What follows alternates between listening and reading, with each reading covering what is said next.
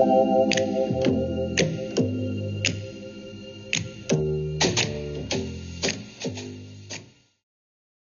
we are. Welcome to the kind of inaugural Trauma Detectives. The inaugural episode of Trauma Detectives. Although it looks like it's not the inaugural one because I changed the name of our previous podcast, which was audio only. Yes. Yeah, so all those past episodes from our previous podcast will be They're still there. They're still there, but this is the one where you can see us. Not only can you see us, but you can call us. So starting next episode, we're going to put down the details through all of our social media and on the show notes on YouTube. We'll have the phone number that you can call in and the time. So people will be able to call in with your questions, with your opinions. Yes, they can be questions about what we're talking about in that particular episode, or they could be questions that they've hung on to for a long time, all sorts of questions. Now, it'll be, we will be recording everything as if it's live on those ones, and then we'll be broadcasting afterwards because we do sometimes talk about delicate things. Yes. You might, inadvertently breach confidentiality with something, so we'll just cut those bits out. Yes. That way we can kind of curate it a little bit. But for the most part, we don't want to cut anything out. No, but it will be a recording of what is happening live. Yeah. And if I say something inappropriate. Well, which does all the time. Sadly. We're working on it. Might be likely. So, Adela, we've just gotten together today to basically test out our equipment. Yes. See how everything works, see that the camera works. Yes. So this is a bit impromptu. It is. Isn't it? But I quite like impromptu. I've got a question for you. Go on. So have you rung in? Yeah, this is me calling in. Yeah. So we were trying to think up of a new name for the podcast. And you suggested Trauma Detectives. I did. So what made you think of Trauma Detectives? Well, because... No, I agree with it. Because in the work that I've done over the years, an issue that has come up time and time again is the difficulty that people seem to experience understanding what troubles sit behind certain behaviours, which are in fact symptoms of complex trauma, but become misunderstood. And so my experience has always been that we need to look for the actual complex trauma that is driving that behaviour, and we have to acknowledge that in how we attempt to address it.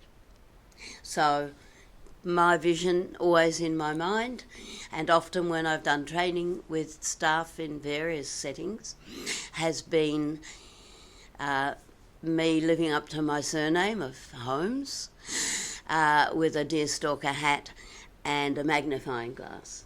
Detective Holmes. Detective Holmes.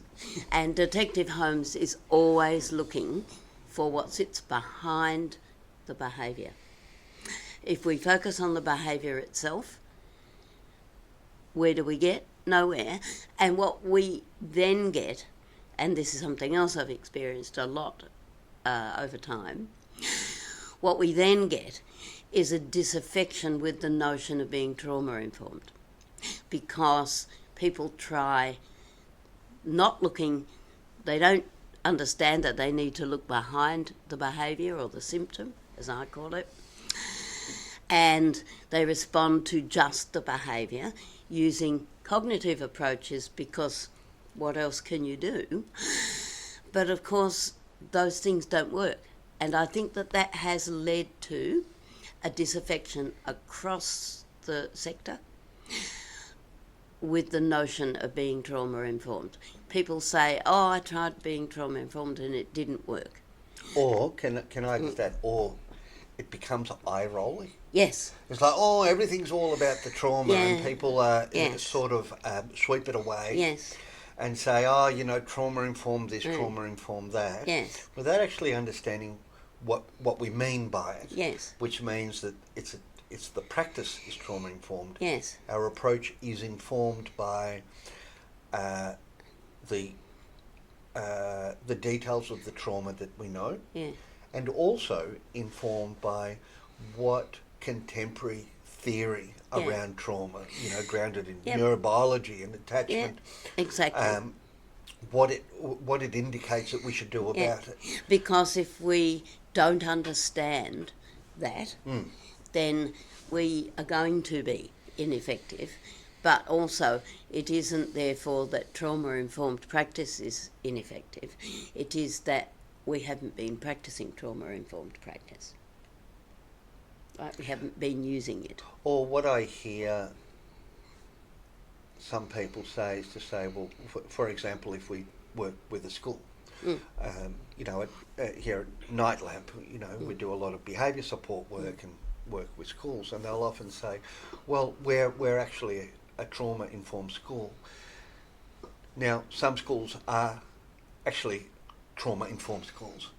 Some schools are more trauma-aware schools, so there's been significant amount of training and people are aware, like they're aware that a child is traumatised and behaving like that, but their approach to the behaviour is not actually informed by it. And it's still cognitive, very cognitively based. Yeah. So it's if you do less of this, you get a reward, or there's an incentive, or there's a consequence. And we've spoken about that in the past. That if you are wounded, that's what we mean by traumatised. If a person's wounded and limping because of a wound to their leg, no amount of rewards or consequences for limping is going to make that better. Like we have to address the pain and whatever else is causing the And I've sat in many meetings with many schools over the years and said to the people in the room, if you had a child with in a wheelchair in your school, you would put wooden ramps everywhere that there is a step. You'd have to, because that child would not have access to many areas of the school without you doing that. Rather than, can I just say that it's logical that we do that. Yes. We wouldn't call it walk refusal. We would not. No, we would not. But also, where are the emotional ramps and the psychological ramps in a school to assist a different kind of difficulty? And that's what trauma-informed practice is all about. Because you would, in fact, if you were operating in a truly trauma-informed way, say, this child can't manage this. So how can I help this child, knowing what their background is, how can I help this child to manage it? And on the multiple times you help them, they will actually get better at handling it and managing it. Sometimes, we know kids, if they're traumatised very early in infancy, are very likely to have a high physiological arousal. If we were to measure cortisol levels, that'd be really high. And we know that causes it causes a child to be very reactive. So what we have to do, once we know that, so being trauma-informed means it's like, we know about his history, we know what the behaviour looks like, it makes sense that it's probably due to a high arousal baseline. So now we've got, it actually empowers, for example, school staff to say, okay, we know that there are times when that very high arousal level is even higher than normal.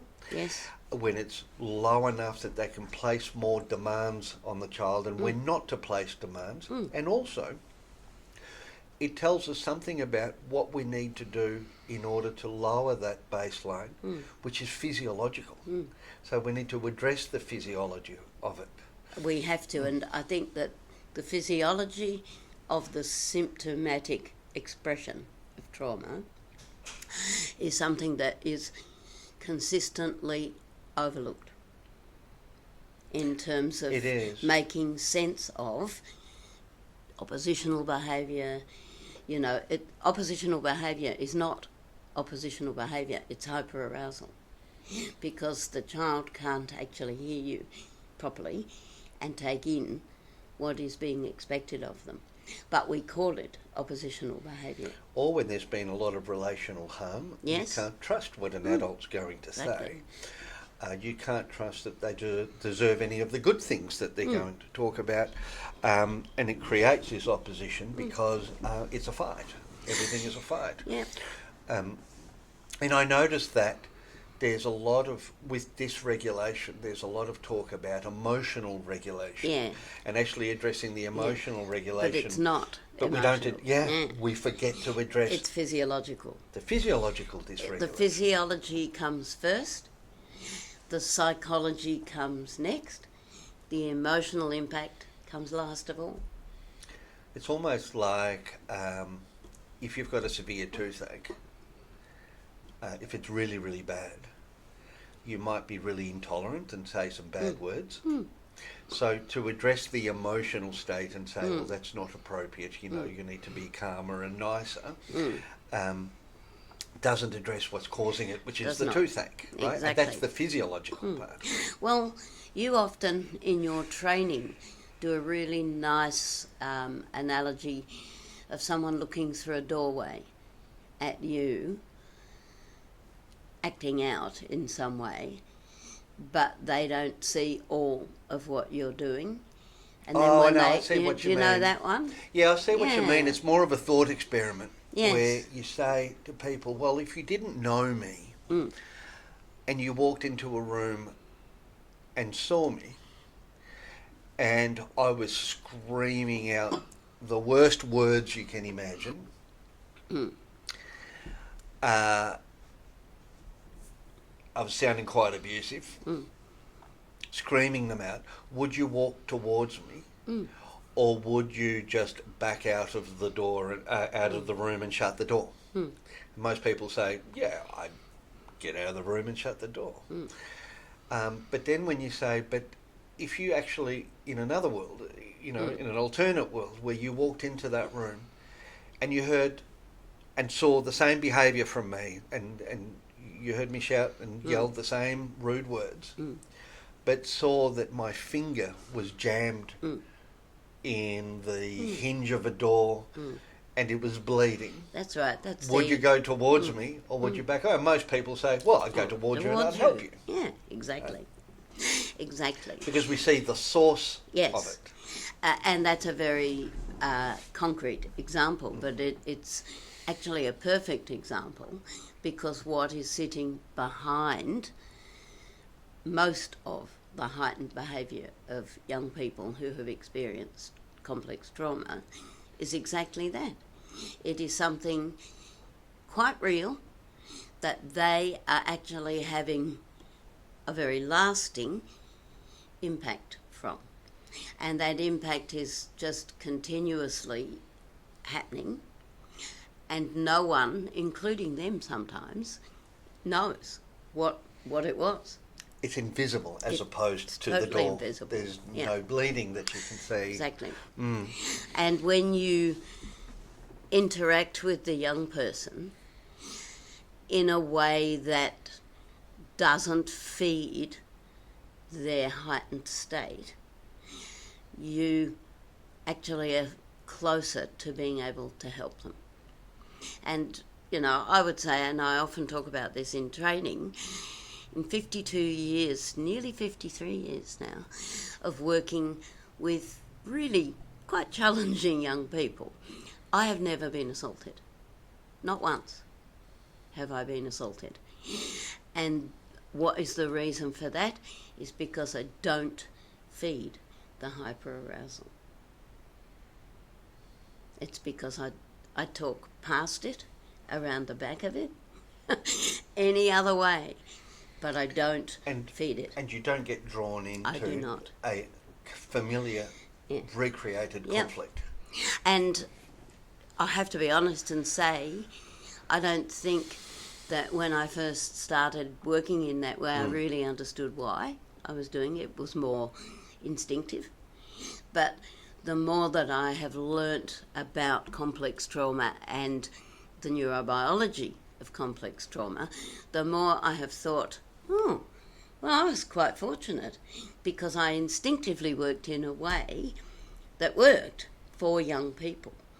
And then, of course, I developed a whole load of other skills and knowledge to build on that instinctive ability. But at the start, I didn't really understand what I was doing. I just knew, I sensed somehow that it wasn't going to work to feed it. But also there was a long time, which, by the way, when I say a long time, I think it's still persisting, where we have persisted with a behavioural operant approach to all of behaviour. Absolutely. So everything is solved by rewards or consequences and incentives, rather than taking the time to do some investigative work. Yes. Hold up that magnifying glass. That's right. And hence, the trauma detectives. Hence, the trauma detectives. It's a very long-winded way of getting around to why we need to be trauma detectives.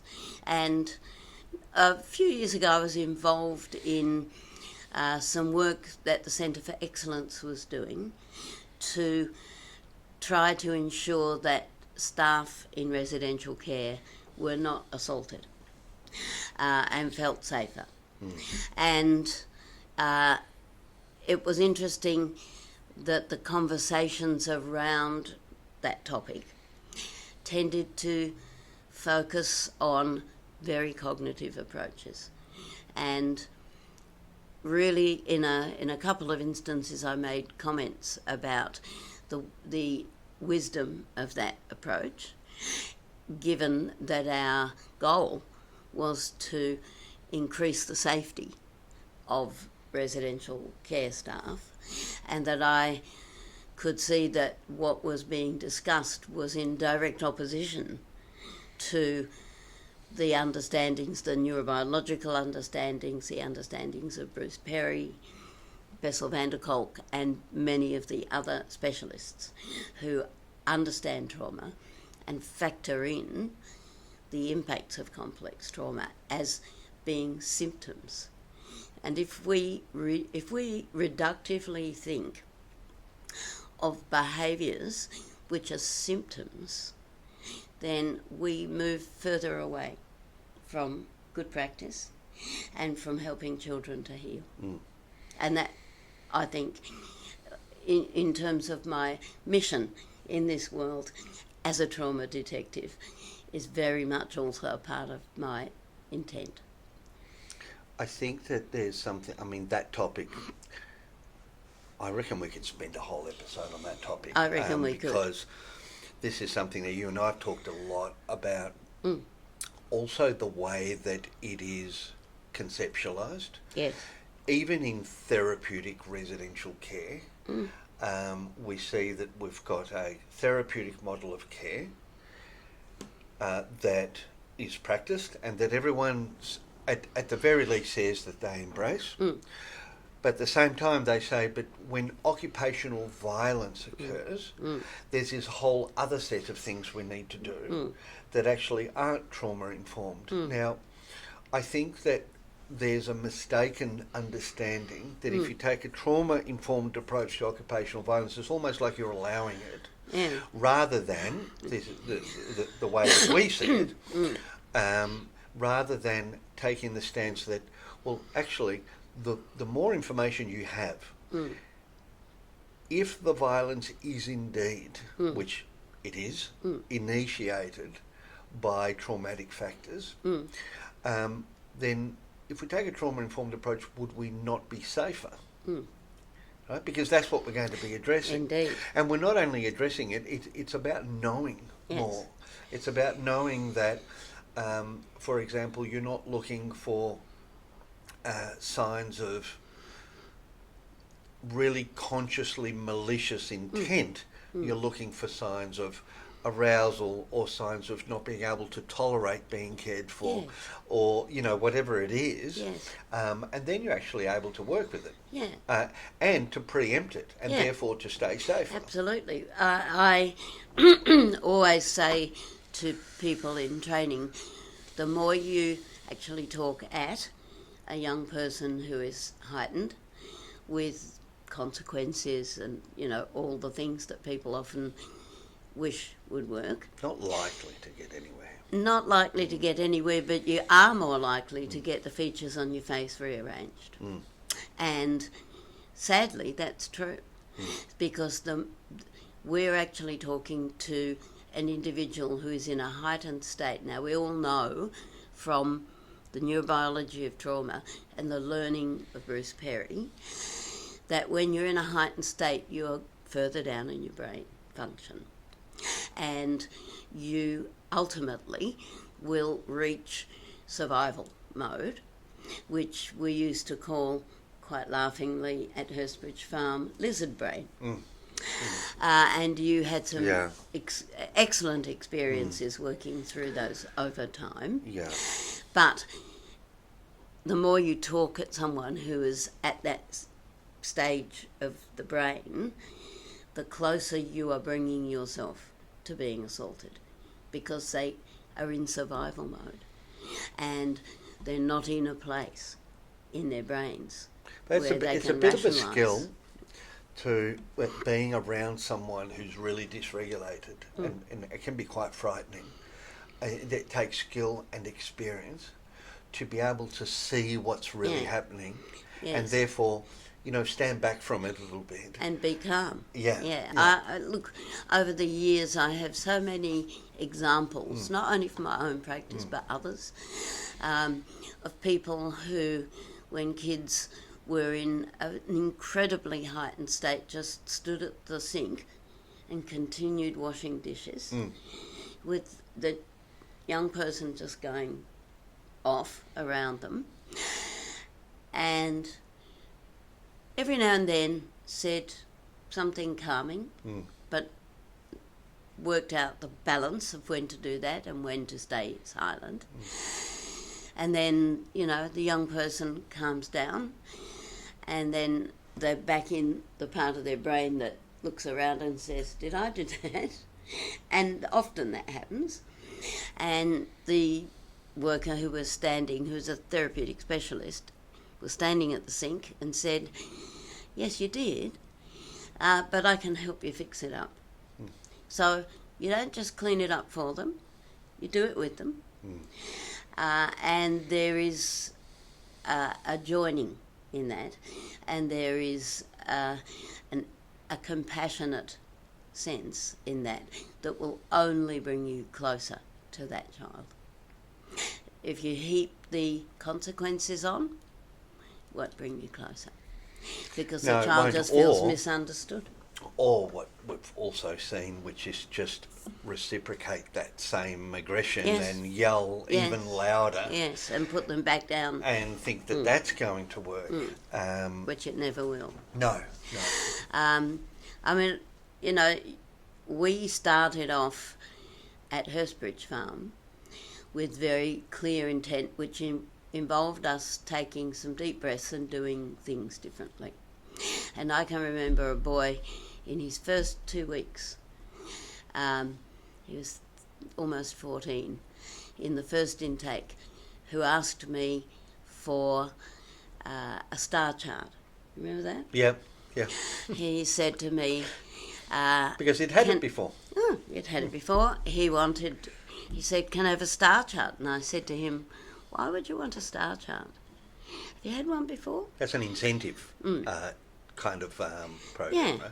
And he explained to me what the star chart was. And I said, so how's it gone when you've had star charts in the past? Do you usually, manage to get the stars you need? And he said, oh, no, not really. And I said, yeah, I was kind of thinking that might be the case, because it's quite difficult. Because I've seen, you sometimes get really bothered by things, and I don't think you want to, but you do. And what if you do, I say, yeah, okay, we'll give you a star chart, and then something bothers you, and then get to the end of the week and I have to say, well, sorry, you can't have that thing because you've missed out on 3 stars. I said, what do you want the star chart for anyway? And he said, I want a CD. And back in the day. Back in the days of CDs. Back in the day of CDs. Yeah. And I said, look, answer, no. I'm not going to do you a star chart, but I'll tell you what, you can go and buy the CD today with someone from the house, because I want you to have the CD. Because it's nice to get things that you want. And let's start this off on a good foot. You can have the CD, but no star chart. And he said, what do you mean? I said, you can have the CD, but I'm not doing a star chart for you to Am I actually worth that much without doing anything? Exactly, because I want you to have the CD. Now, some people might say, oh, that's pathetic. I say, that's compassionate, because here's a child who's never got much. And as we got to know him better, we discovered how not much he'd had in his life. So it was a reasonable guess. Severe neglect. Which in deep down for him, there's this sort of undercurrent of unworthiness. Totally not deserving anything without actually doing something for it. Exactly. Which is pretty sad. Now, look, I've got a feeling we'll probably get some phone calls next time about this concept of what are we saying? Yeah, are we rewarding bad behaviour? Yeah. So feel free to give us a call about that, to talk about incentive charts, and we're not saying that to never ever use them. We're talking about the circumstances in which they're very unlikely to get the effect that we want long term. So feel free to give us a call about that, because there usually is some. I almost always have comments and questions. Oh, absolutely. About that. Well, what are we going to do if not that? Yeah. So we'll spend some time talking about it. And we will spend some time talking about what we do if not that. Yeah. But certainly, one of the things that we will talk about over time on this podcast are the approaches that we can use. So we're not just sitting here saying, oh, magically you do this or that. I don't want people to walk away and roll their eyes and say, oh, they don't know what they're talking about. We do know what we're talking about. And we've had results. Many times had results. And I would like to see part of the trauma detectives being a really strong element of how to. So we're not just talking about what you do, but actually get the words and the tone of voice, because they are all important parts. Yeah, and we're happy to talk to any specific issues that we've got. Mind you, when you do call, and we'll always remind you, de-identify things, don't use names for things, and make sure that we can't identify a particular case. You can change all sorts of things about the stories that you're telling. And I think if it is identified, we'll just bleep it out or something. Surely we've got bleeping out technology. Well, I don't know. It took us all day to work out this technology. You're the techno man. But how come it's me? Well, because I can't do it. because I am of another generation. What I like about working with you, Adela, is that you make me feel like I'm the young generation. Well, you are.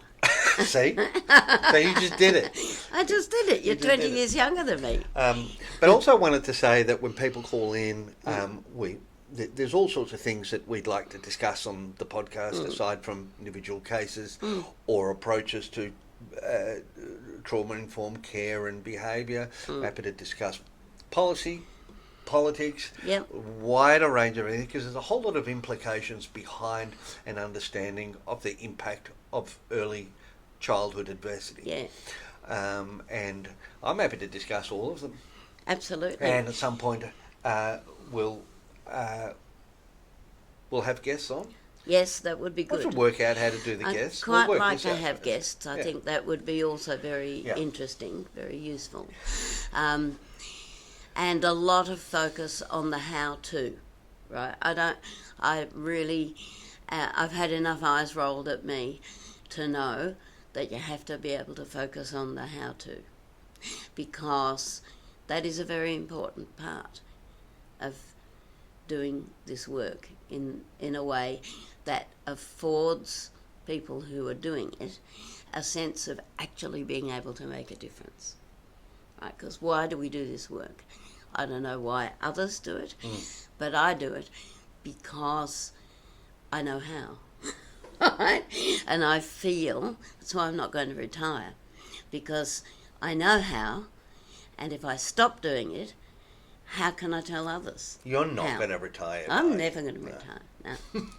Although I have this fantasy of falling off the perch in a care team meeting. In a care team meeting? In a care team meeting. Surely you can think of something better. A better place to fall off the perch. I kind of think I might have just delivered something that's a little controversial. And then off the perch. No comeback at all.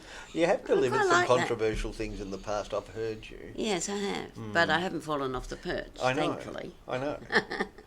But of course, how do you know when you're going to? You don't. Let's just hope it doesn't happen for a while and it's quick. Well, I'm really happy that we've revamped the podcast. I am too. I'm excited. It's been, what, a few years? A few years, yeah. Since we did the last one. Absolutely. Which was audio only, or this one's going to be available on all the regular podcast carriers. If we succeed, this will be on YouTube, it'll be on Spotify, it'll be on the podcast apps, on Apple. I talk about it as if I know what I'm saying. Well, I think, if you deliver these pieces of information with confidence, that's what it sounds like. That's what it's meant to sound like. But we also have Robert that we can ask for help. Yes, that's good. Yeah, well, I think that's a good place to start. Intro. Yeah. A good intro. We'll do the next episode soon. We may maybe come up with a list of maybe topics 2 or 3 in advance, so that people have time to think about questions. Possibly. I think people can just ring in with any issue whatsoever. Yeah. I think anything that may have caught their attention on social media, on the news, in their personal lives, at their work, I just think that we keep it open slather. See what happens. See what happens and be responsive. Because I think that's another very important part of this work. But if we don't have the answer... Be honest. We'll look it up. Where? As we've always said, look it up. Well, don't make it up. I would ask 2 or 3 different people if I didn't have the answer. I'd ask Bruce Perry. I'd ask Dan Hughes, who I've just soaked up in a big way at the Australian Childhood Foundation conference. I went to every one of his sessions. He's magical to listen to. And he now talks about paceful practice. I really like that. It's an extension of what he's how he's used pace in the past, but it's very much the way that he works with kids. And he showed some examples which I'd seen before of his practice with various different kids, and it was just magic. So we can aim at becoming more paceful. I've noticed that one of the sources that you didn't mention whether you would ask or not, was ChatGPT, which I've noticed has been increasingly popular for people to refer to. It is, yes. I've heard this. Yeah, I'll tell you where it comes unstuck, because I've experimented with it, asked it questions. Even when you input a whole lot of information, and I've actually seen entire behaviour support plans done by NDIS funded practices, which were all clearly done by ChatGPT, the whole thing, because in this particular plan the person had even forgotten to delete the bit at the top that told you it was ChatGPT and here's the answer. But I've noticed something, that ChatGPT will basically, it's got access to everything on the internet in general about behaviour. What's it most likely going to come up with? Very generalist, operant approaches, actually the not trauma-informed or specific, tailored individual approaches at all. And you run a high risk of providing the kind of advice that's likely to be detrimental to that child. That's very interesting. I mean, I will say, because I come from another generation, let's put it nicely, I'm very unlikely to use AI or ChatGPT or whatever it's called, because my thought would be, does it have my brain? No. I want to answer this question. No, it is really not nuanced at all. No. You would read it and you'd know by how generic our approach it is, even if it's well hidden, and if it sounds like it's been written genuinely by a person, you would think that that person was actually giving the kind of advice that we would expect from a specialist in the 90s. Yeah. Okay. It's very, very behavioural and operant. It doesn't take into account all of those things that you would that take. We've been talking about. That's right. That's right. Yeah. And, very frequently in the work that I've done over the years doing the research for Hurstridge Farm, and prior to that doing the research for Take Two, when I was putting that together, the information that was out there in the 90s is just so far behind where we are now, and so without the contextual understanding and the neurobiological understanding, that I wouldn't want to base anything on that now. I would feel most uncomfortable. But in general, as a welfare sector in general and care sector, we're still a little behind because we're holding on a lot of time to old ways. Indeed. We haven't completely embraced it. That is now, true. we have embraced it by word, because I noticed the words appear in everything, yes, but not the actual depth, approach, right? Not the depth of the Yes, that's a good point. And I wonder how long it will take for that to alter. I think we'll get there. And I would like, slowly. I would like in my lifetime to continue to play a role to ensure that that occurs. Because I remember very well the knowledge that was around in the 80s and the 90s, because I was there and I was working. And I just see the difference and the quality, the difference in quality and understanding between then and now. So if I do nothing else with the last 20 years of my life, that's setting a high goal, a high bar, isn't it? Add another 10. Yes, and add another 10. I'll live till I'm 106. Yeah, why not? If I do nothing else with that last bit of my career, I really want to make sure, as much as possible, that things move forward for kids, because this is for the future. You know, you hear about a lot of people talking about the impacts of children who are acting out trauma in the community, and that is what they're doing, even though there are newspapers who like to make it sound as if they're evil. They're not evil. They are children who have been harmed. And until or unless we actually move beyond that capacity to blame them for things that they have absolutely no responsibility for, then they will not get their needs met adequately. I think the response that you get from that is like, well, when they do really bad things, what, you want me to just feel sorry for them and their trauma, when we're all suffering and becoming victimised by their behaviour. And what we mean is, well, we want them to do less of that bad stuff, don't we? Yeah, we want the streets to be safer, don't we? If we want them to be safer, we have to do it this way. We need to take this approach. Because if we don't, nothing will change. No. And their needs will go on being unmet. The community will continue to be at risk, and they'll end up in prison.